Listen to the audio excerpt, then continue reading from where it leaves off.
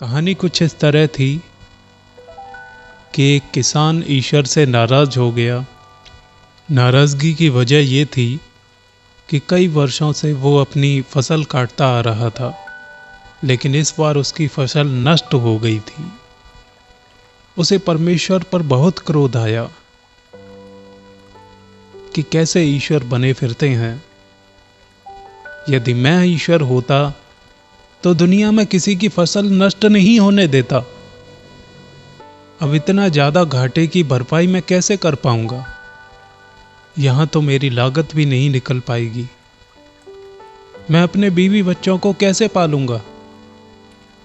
तो ईश्वर उसकी बातें सुनकर मुस्कुराए और किसान और क्रोधित हो गया। मेरी फसल नष्ट हो गई है और आप मुस्कुरा रहे हैं, ये कहाँ का न्याय है? तो ईश्वर ने कहा कि बताओ, मैं ऐसा क्या कर दूं जिससे तुम सुखी हो जाओ? किसान बोला कि आप मुझे कुछ ना दें, लेकिन खेती के अपने तरीकों को आप मुझे दे दें, क्योंकि जो आप तरीके इस्तेमाल करते हैं उनसे तो फसलें ही नष्ट होती हैं। जब बारिश की ज़रूरत नहीं होती है तब बारिश होने लगती है। ओलों की तो बिल्कुल भी आवश्यकता नहीं होती है, आप बेवजह ओले पड़वा देते हैं। ईश्वर ने थोड़ा सा विचार किया और कहा, ठीक है, तुम जैसा चाहते हो अब वैसा ही होगा। किसान बड़ा खुश होगा, मुस्कुराया। किसान मुस्कुराया और उसने सोचा कि अब दुनिया में मैं किसी की फसल नष्ट नहीं होने दूंगा। तो अगली बार फिर से फसल बोने का समय आया। इस बार उसने गेहूं बोए और सारी दुनिया की खेती का जो प्रयोजन था वो सब आज किसान के हाथ में था। तो इस बार उसने अपनी फसल को बोया, इस बार गेहूं बोए और जब बारिश की आवश्यकता थी उसने पर्याप्त बारिश करवाई। धूप की आवश्यकता थी, उसने धूप दे दी। किसान ने सोचा कि इन दोनों के अलावा ज़रूरत ही क्या है? आंधी में तो ये सारे नष्ट हो जाएंगे, ओले में सारे नष्ट हो जाएंगे, तो इन सब की आवश्यकता ही नहीं है। केवल धूप और बारिश की ही ज़रूरत है। समय बीतता गया और फसल बड़ी बड़ी हो गई। पहले जहां 5 फुट की फसल हुआ करती थी, अब फसल 12 फुट की हो गई। ये सब देखकर किसान की खुशी का ठिकाना ना रहा। उसने स्वयं ही सोचा कि अब मैं ईश्वर को बताऊंगा कि देखिए खेती कैसे की जाती है। तो अब समय आया फसल काटने का। सभी लोग एकत्रित हुए, अपनी अपनी फसलें काटने लगे। खुश तो सभी थे, क्योंकि इस बार कुछ अलग तरह की फसल दिख रही थी। 5 फुट की जगह 12 फुट। तो फसल काटने की शुरुआत में ही किसान ने सोचा, चलो गेहूं की बाल तो देख ली जाए। और जैसे ही उसने गेहूं की बाल देखी तो उसके आश्चर्य का ठिकाना ना रहा, क्योंकि गेहूं में तो बाल ही नहीं थी। अब 12 फुट की फसल हो या 18 फुट की, जब उसमें गेहूं ही नहीं है तो उसका अर्थ ही क्या हुआ? तो उस वर्ष पूरे राज्य और दुनिया में भुखमरी हो गई।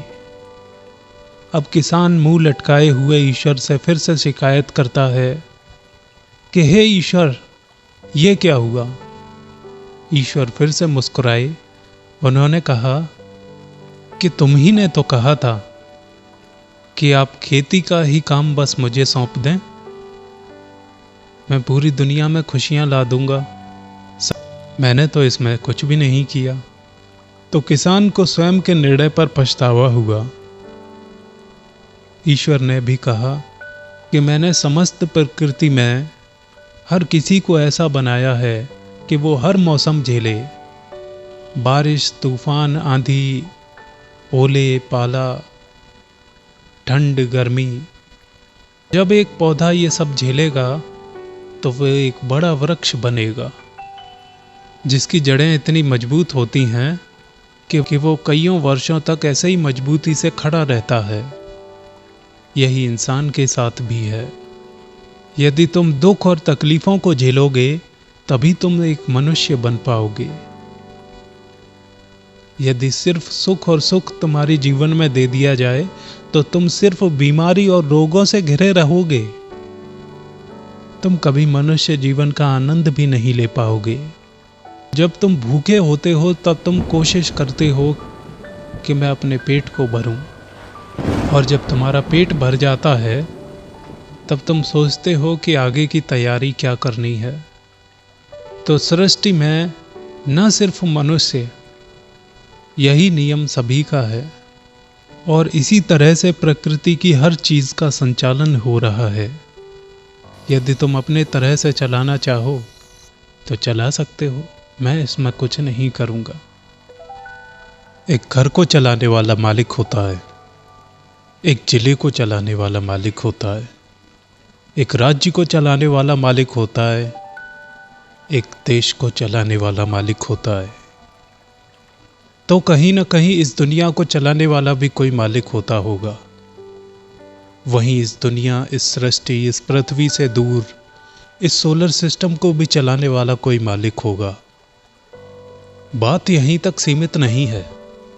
सोलर सिस्टम के बाद हमारी समस्त आकाश गंगाओं के इतने सारे प्लैनेट्स, इतने सारे तारे, इनको भी चलाने वाला कोई मालिक ही होगा।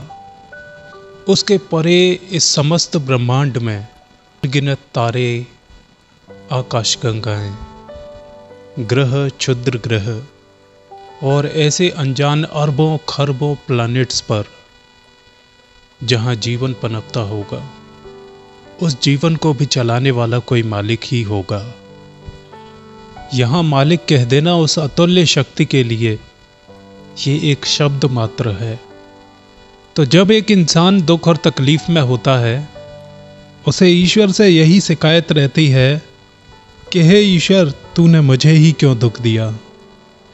मैं इतना विवश हूँ, कुछ कर नहीं सकता, तिनका मात्र हूँ, इतने दुख को सहने लायक भी नहीं हूँ। तूने मुझे ही दुख देने के लिए क्यों चुना।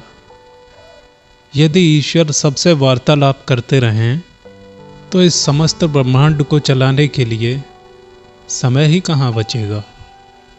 इसलिए तत्वदर्शी किसी की तकलीफ को स्वयं ही समझ लेते हैं। यदि आप पर दुख आया है तो धन्यवाद कीजिए परमेश्वर का।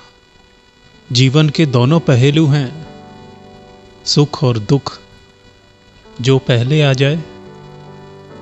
सोचकर देखिए कि आप आज सुखी हैं और कल दुख आने वाला है, तो जो सुख आप भोग चुके हैं उसके बाद अगर आप दुख झेलेंगे तो इतनी सहन शक्ति कहाँ से आएगी। तो आज यदि आपके पास दुख है तो आपको ईश्वर का धन्यवाद करना चाहिए, क्योंकि कल सुख आएगा तो आपको बहुत अच्छा अनुभव होगा। ये नियति है।